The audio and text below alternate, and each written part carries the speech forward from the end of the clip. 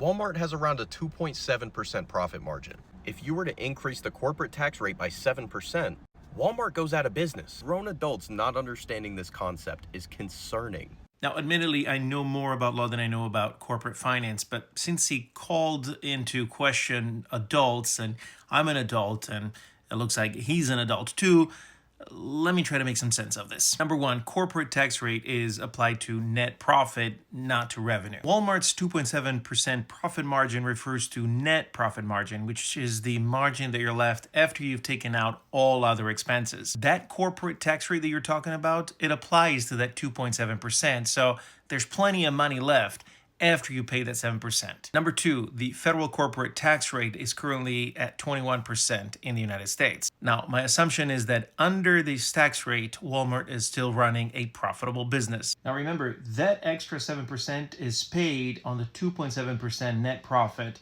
after Walmart has paid all other expenses, which means that 7% is a very small part of that. Number three, you might not know this, but Walmart is a huge organization that runs on very, very high volumes, which means that even the smallest of optimizations in its processes can offset even a higher tax increase than 7%. So to recap, that extra 7% is applied to net profit, not revenue. That 7% represents a really small part that is paid after all the other expenses have been paid. And number three, economies of scale are such that Walmart can probably offset them in about a quarter. Now, all this, if I'm not making a mistake, because as I said, I know the law better than I know corporate finance.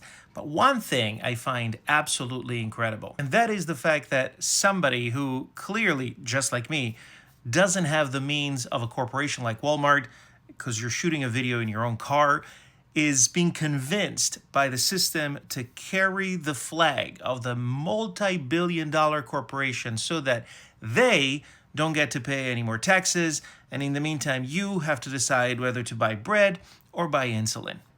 Well done.